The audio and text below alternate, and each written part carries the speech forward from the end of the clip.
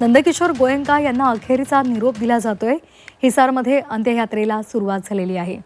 तर अंत्ययात्रेची ही दृश्य आपण पाहतोय झी 24 तासवर। या अंत्ययात्रेसाठी हिसारमध्ये जनसागर उसळलेला आहे। गोयंका हे इस्सेल समूहाचे चेअरमॅन डॉक्टर सुभाष चंद्रा यांचे वडील होते। मुंबईतल्या राहता घरी वयाच्या 96व्या वर्षी नंदकिशोर गोयंका यांचं निधन झालं। आज हिसारमधील गोयंका उद्यान अग्रोहा येथे त्यांच्या पार्थिवावर अंत्यसंस्कार केले जाणार आहेत। तर ही अंत्ययात्रेची दृश्य आपण पाहतोय। मोठ्या संख्येने जनसागर उसळलेला आहे। नंदकिशोर गोयंका यांनी समाजसेवा केली, गोसेवेसाठी सुद्धा त्यांनी आपलं संपूर्ण आयुष्य खर्ची घातलं। वैश्य समाजाला एकजूट करण्यात त्यांचं मोठं योगदान होतं। तसंच राष्ट्रीय स्वयंसेवक संघाचे ते स्वयंसेवक सुद्धा होते। वयाच्या 96व्या वर्षी त्यांनी अखेरचा श्वास घेतला आणि आज त्यांचा अंत्यसंस्कार केला जाणार आहे आणि त्यासाठी आता ही अंत्ययात्रा निघालेली आहे।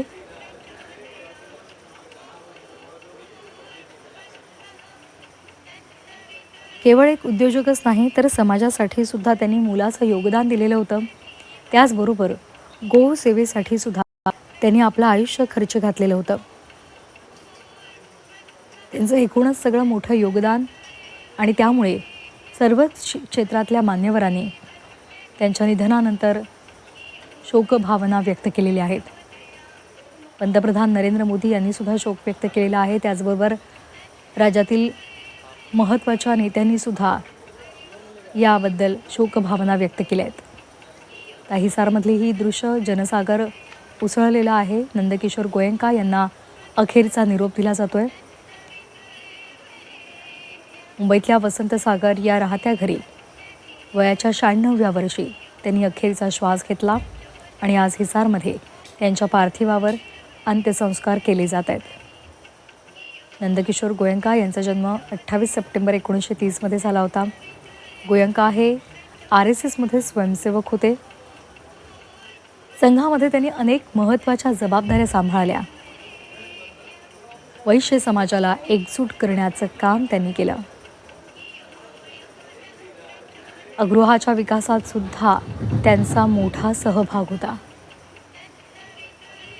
समाजसेवा आणि गोसेवेसाठी त्यांनी आपले जीवन समर्पित केलं।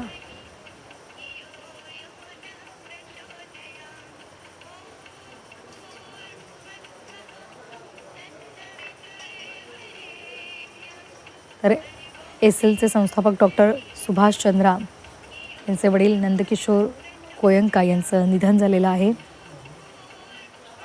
1930 मध्ये हरियाणातल्या सदलपूर इथे त्यांचा जन्म झाला होता। ते एक व्यावसायिक होते। कुटुंबाला आणि व्यवसायाला एका नव्या उंचीवर नेण्याचं काम नंदकिशोर गोयंका यांनी केलं। अगदी अवघ्या 16व्या वर्षी 1946च्या दरम्यान त्यांनी आपल्या कौटुंबिक व्यवसायामध्ये रस दाखवला। त्यामध्ये ते सामील झाले आणि त्यानंतर आपल्या वडिलांसोबत ते व्यवसायामध्ये कार्यरत होते। इस्सेल ग्रुपची स्थापना झाल्यानंतर त्यांनी अनेक वेगवेगळ्या उद्योगांमध्ये सुद्धा आपलं नशीब आजमावलं। धान्याचा व्यापार असेल, खाद्यपदार्थ असेल किंवा इतर अनेक उद्योग असतील, यामध्ये त्यांनी आपला व्यवसाय वाढवला। त्यांच्या दूरदृष्टीमुळेच इस्सेल ग्रुप हा भारतातला एक मोठा ग्रुप ठरला, भारतीय मीडिया समूह बनला। मात्र व्यावसायिकदृष्ट्या त्यांनी कधीच या सगळ्या गोष्टींकडे पाहिलं नाही। समाजसेवा हे कायम त्यांचं प्रेरणास्थान होतं आणि त्याला त्यांनी कायम प्राधान्य दिलं होतं।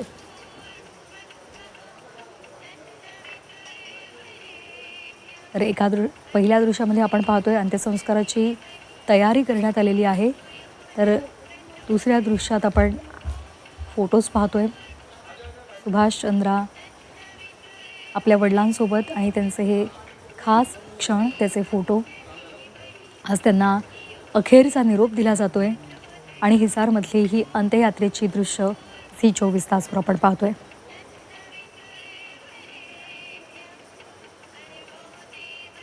नंदकिशोर गोयंका हे कायम समाजसेवेसाठी तत्पर असायचे।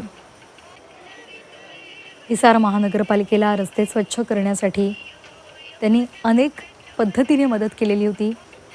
त्यासाठी वेगवेगळ्या यंत्रसुद्धा त्यांनी पुरवलेली होती.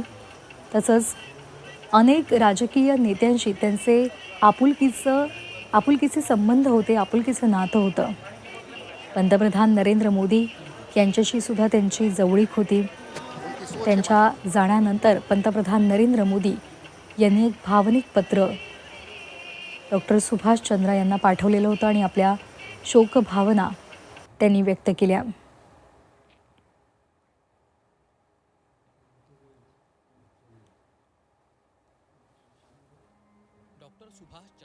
तर त्यांनी काय म्हटलं होतं या पत्रामध्ये आपण पाहतोय. डॉक्टर सुभाष चंद्राजी. डॉक्टर सुभाष चंद्राजी. नंदकिशोर गोयंका यांच्या निधनाची बातमी ऐकून अतीव दुःख झालं. या कठीण प्रसंगी माझ्या संवेदना आपल्या आणि संपूर्ण कुटुंबाच्या पाठीशी आहेत. प्रेरणादायी व्यक्तिमत्वाचे धनी असणाऱ्या नंदकिशोर गोयंका यांनी आपल्या दशकांच्या प्रदीर्घ सार्वजनिक जीवनात मेहनतीला सर्वोच्च स्थान दिलं. कौटुंबिक व्यवसायाचे मार्गदर्शक म्हणून त्यांनी आपल्या आदर्शांनी आणि कर्मनिष्ठेनं समूहाच्या वाटचालीत मोलाचं योगदान दिलं. त्यांनी केवळ व्यावसायिक परंपराच समृद्ध केल्या नाहीत, तर समाजाप्रती असलेल्या आपल्या जबाबदाऱ्यांचंही पूर्ण निष्ठेने पालन केलं. राष्ट्रीय स्वयंसेवक संघाचं कार्य, संघटन आणि राष्ट्र प्रथम या भावनेनं प्रेरित असलेलं त्यांचं जीवन साधेपणा आणि लोककल्याणाच्या भावनेचं उत्तम उदाहरण होतं. माझं हे भाग्य होतं की मला अनेकदा त्यांची भेट घेण्याची संधी मिळाली आणि त्यांचं आपुलकीचं वर्तन माझ्या स्मरणात सदैव राहील. त्यांचं जाणं ही समाजासाठी कधीही न भरून निघणारी हानी आहे. नंदकिशोर गोयंका आज आपल्यात नाहीत, परंतु त्यांचं समृद्ध जीवन येणाऱ्या पिढ्यांना नेहमीच मार्गदर्शन करत राहील. त्यांचं प्रेम, आठवणी आणि त्यांनी दिलेली शिकवण सदैव कुटुंबाच्या सोबत राहील. ईश्वर आपल्या कुटुंबाला आणि हितचिंतकांना हे दुःख सहन करण्याची शक्ती आणि धैर्य देवो, हीच प्रार्थना. ओम शांती.